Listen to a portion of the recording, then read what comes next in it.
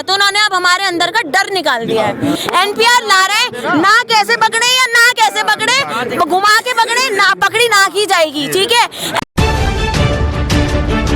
अस्सलाम वालेकुम रहमतुल्लाह। मिलत टाइम्स में खुशामदीद। मैं हूं शम्स तबरेज़ कासमी और दिल्ली के शाहीन बाग में, यानी ओखला की मशहूर जगह शाहीन बाग है, यहाँ का कालिंदी कुंज रोड है जिस पर हम खड़े हैं। पिछले 14 दिनों से यहाँ पर प्रोटेस्ट चल रहा है, लोगों ने सड़क को जाम किया हुआ है।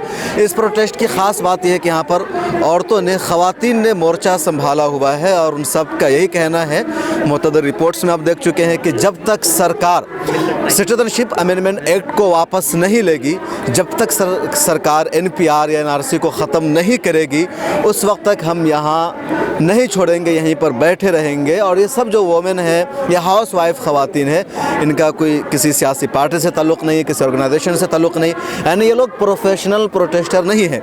यहाँ पर एक और एक्टिविस्ट हैं, स्टूडेंट है सारा जावेद चावला, इन्होंने यहाँ शिरकत की है। बहुत हर तरह की जो इस तरह की तहरीक चल रही उसमें शरीक रहती है, तो ये भी यहाँ पर आई हुई हैं। इनसे बात करते हैं कि इस कानून को लेकर इनके दिल में क्या है। आपको सबसे पहले खुशामदीद मिलत टाइम्स में। सिटीजनशिप अमेंडमेंट एक्ट यानी सीए को लेकर सरकार का ये कहना है, वो लोग वजाहत दे रहे हैं, एहतजाज का इतना असर ज़रूर हुआ उन पर कि आप लोग वो डिफेंसिव मूड में आ गए। तो उनका कहना है कि हिंदुस्तानी मुसलमानों का इससे कोई ताल्लुक़ नहीं है। हाँ, सीएए से हिंदुस्तानी मुसलमान का कह सकते हैं कोई ताल्लुक़ नहीं है, लेकिन सीएए ख़ुद बहुत ख़तरनाक है, क्योंकि वो कहते हैं कि हम जो है, हम यहाँ पे जिनका परसिक्यूटेड लोग हैं, जो दूसरे मज़हब से हैं, मुस्लिम्स को छोड़ के, हम उनको यहाँ पे जगह देंगे रहने के लिए। पहली बात आप ये बताइए, आपके खुद के देश में इस वक्त पे कितनी एम्प्लॉयमेंट है, इकनॉमी कितनी अच्छी है जो आप दूसरे लोगों को ला रहे हैं। आप वो कहते हैं ना, अपने अगर कुछ प्रॉब्लम हो पहले अपनी कुर्सी की पेटी संभालें, बाद में दूसरों का ख्याल करें। तो आप अपना मुल्क पहले संभाल लें, उसी को चला के दिखा दें। आप जो पिछले 6 साल से आपने 45 साल पीछे के इकनॉमी हमारी पहुंचा दी है, तो आप पहले उसको संभाल लें, फिर दूसरे मजहब के लोगों को या दूसरे जो कंट्री के लोगों को लाएं। और सिर्फ 3 कंट्री को क्यों ला रहे हैं आप? सिर्फ 3 कंट्री के लोगों को क्यों ला रहे हैं आप? मनोज तिवारी जो कि खड़े होना चाहते हैं दिल्ली के सीएम पद के लिए, दिल्ली के सीएम पद के लिए खड़े होना चाहते हैं। वो उनसे पूछा गया कि इसमें श्रीलंका शामिल क्यों नहीं है, बोलते श्रीलंका का बॉर्डर नहीं लगता इंडिया से। मैं ये बोलना चाहूँगी, थोड़ा सा आप अपने भर्ती करें भाजपा के अंदर पढ़े लिखे लोगों को, ऐसे अनपढ़ों की सरकार ना बनाएं आप, जिनको ये भी नहीं पता कि कौन से मुल्कों का बॉर्डर हिंदुस्तान से लगता, कौन से को नहीं लगता, और वो चले हैं दिल्ली के सीएम बनने, खड़े होंगे दिल्ली के सीएम बनने। नहीं जी नहीं, हमें पढ़े लिखे पद, हमें अपने सीएम पढ़े। ये बताइए चावला, दूसरी बात, मुस्लिम्स को क्यों नहीं शामिल कर रहे हैं आप उस बिल में, कि मुस्लिम जो है बाहर वहाँ पे माइनॉरिटी नहीं है, इसलिए अगर आप एक बात बताइए, ऐसे तो उसके अंदर मलेशिया के अंदर बहुत हिंदू रहते हैं, अगर वो हम सिटीजनशिप देने के लिए मना कर दें कि हम हिंदुओं को सिटीजनशिप नहीं देंगे, क्योंकि यहाँ पे जो है हिंदुस्तान ऑलरेडी वहाँ पे सिटीजनशिप दे रहा है हिंदुओं को, बाकी मजहब को, तब आप क्या कर लेंगे? और कनाडा में तो सिख हैं ज़्यादा तादाद में, जब वो सिखों के सिटीजनशिप देने को मना कर दे कि नहीं हिंदुस्तान है उसके लिए, तब आप क्या करेंगे?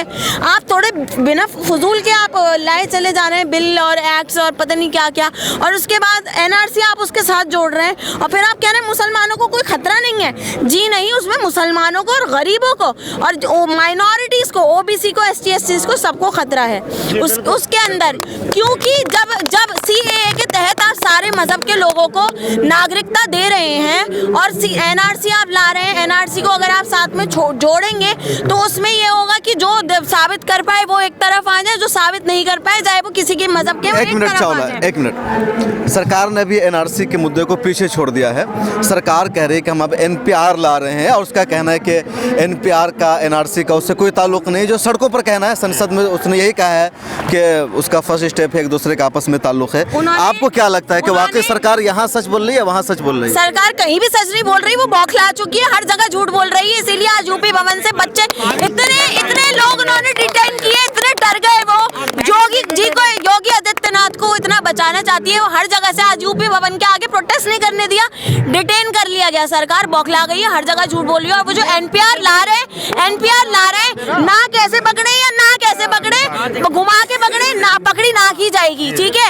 एनपीआर में जो 2000 जो पहले जो पहले कांग्रेस के टाइम पे सेंसस हुआ था, उस सेंसस में माँ बाप का नाम, माँ बाप की बर्थ प्लेस, आधार कार्ड और फोन नंबर और उसमें जो है पुराना कोई एड्रेस ये नहीं मांगा गया था। आपने इसमें 6 नए क्वेश्चन, 6-7 नए क्वेश्चन और ऐड करे हैं। तो ये आप झूठ बोलना बंद कर दें कि कांग्रेस के टाइम पे जो एनआरसी हो रहा था, जो एनपीआर हो रहा था, जो वो वही चीज़ है, वो वही चीज़ नहीं है।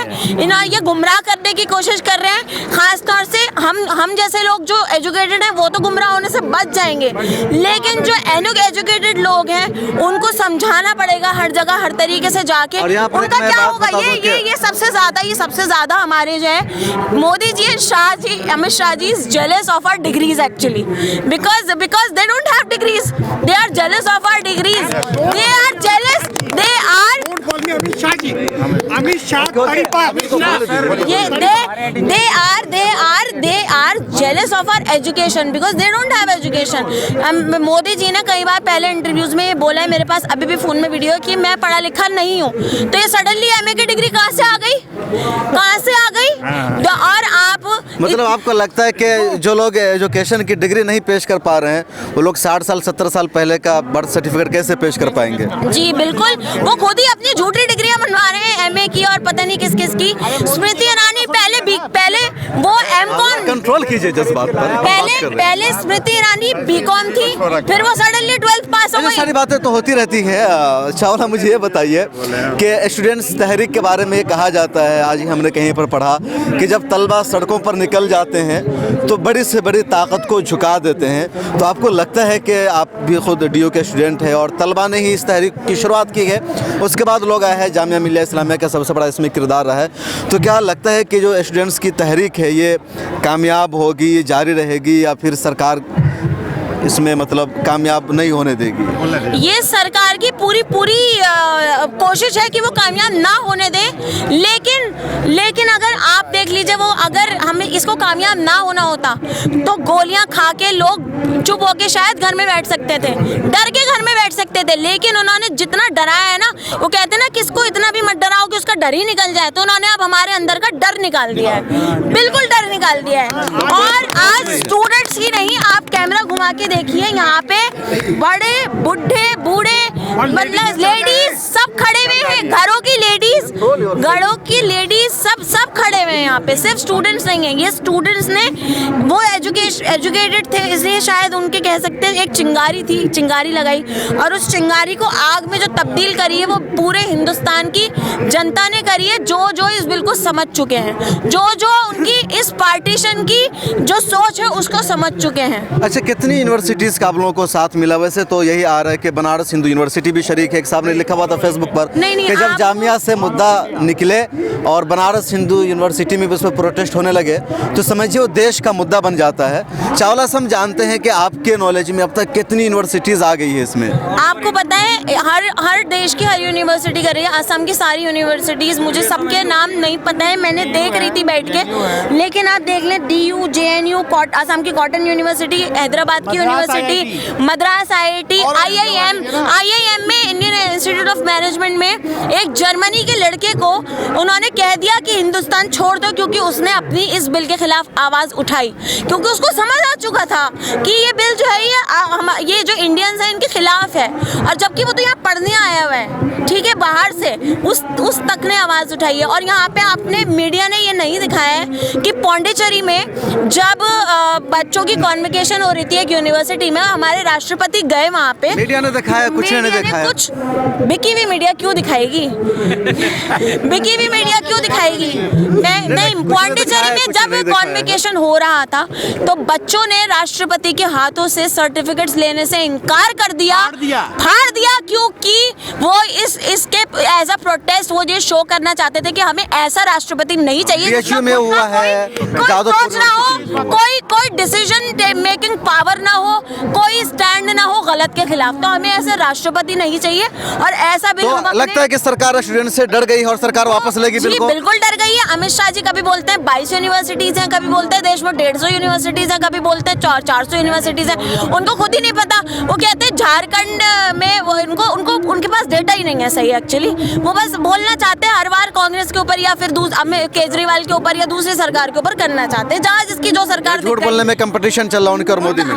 बिल्कुल कंपटीशन चल रहा है। नहीं, एक चीज वो कहते हैं कि झारखंड में 55 साल कांग्रेस ने क्या किया है, कुछ नहीं करा। झारखंड में कांग्रेस ने 15 साल कुछ नहीं करा, 55 साल कांग्रेस ने कुछ नहीं करा। पहली बात तो ये झारखंड बनाई 20 साल पहले, झारखंड बनाई 20 साल पहले।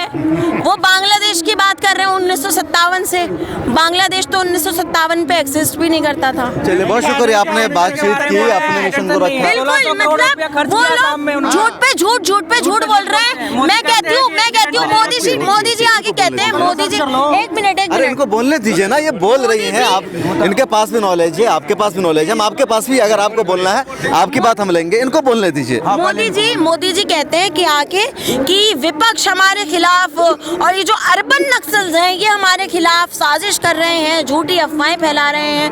पहली बात, आप एक प्राइम मिनिस्टर हैं एक देश के, तो आपको शोभा नहीं देता है बिल्कुल भी अर्बन नक्सल जैसे घटिया अल्फाजों को यूज करना। दूसरी बात विपक्ष नहीं, ये हमारी एजुकेशन और हमारा सही सोचने का तरीका है जो हमें प्रभावित कर रहा है। तीसरी बात, आप मुझे लगता है कि विपक्ष अगर आप कह रहे हैं ना हमारी सरकार ने तो बात ही नहीं करी, तो आप एक बार ये क्लियर कर दीजिए कि अमित शाह जी आपके विपक्ष हैं या आपके साथ हैं, क्योंकि उन्होंने पार्लियामेंट के अंदर चीख के ये कहा है CAA हम लाए हैं असम के अंदर, पूरे मुल्क में अप्लाई करेंगे और विद NRC लाएंगे, ये उन्होंने बोला है। और पार्लियामेंट के अलावा उन्होंने आज तक भी बोला है, उन्होंने बहुत सारे इंटरव्यूज में बोला है, बहुत जगह बोला है। तो पहले आप ये डिसाइड कर लीजिए कि अमित शाह जी आपके विपक्ष हैं या आपके साथी हैं, क्योंकि सरकार अभी कंफ्यूजन में है कि क्या करना है। सरकार इतनी कंफ्यूज हो चुकी है कि अब हम अपनी गद्दी संभाले तो कैसे संभालेंगे। 4.5 साल बीच में मत बोलिए, सारी बात हम यहीं पर नहीं न लेंगे। कितनी मर्तबा समझाया आपको, प्लीज कंट्रोल कीजिए। बोल रही है ना, 10 दिन से प्रोटेस्ट चल रहा है, रोजाना न्यूज आ रही है, तो आप बोलने दीजिए। अलग अलग मुद्दे होते हैं ना। मुझे मतलब उनको समझ नहीं आ रहा है गद्दी संभाले तो कैसे संभाले, क्योंकि ये जो उन्होंने पार्टीशन को उनका आइडिया था, वो समझ रहे कि उनके RT सेल ने इतनी ज्यादा नफरत फैला दी है सबके अंदर कि अब हम कल को उठ के जो भी बिल ले आएंगे, जो भी चीज पास करा देंगे, वो सब सही हो जाएगी, सब कामयाब हो जाएगी। लेकिन ये उनका जो तरीका था, जो उनका पार्टीशन की सोच थी, आइडिया था, वो उन पर खुद ही भारी पड़ गया। तो अब वो उनको अपनी लंगोटियां नहीं संभाली जा रही है कि करे तो करे क्या, सोचे तो सोचे क्या। वाह मोदी जी वाह। अच्छा सारा जावेद, आपने बहुत अच्छी बातचीत की और हमारे जो व्यूअर्स है वो आपको देख रहे हैं। मैं चाहूंगा कि आप एक नारा लगा दीजिए जो आजकल स्टूडेंट्स का नारा चला हुआ है।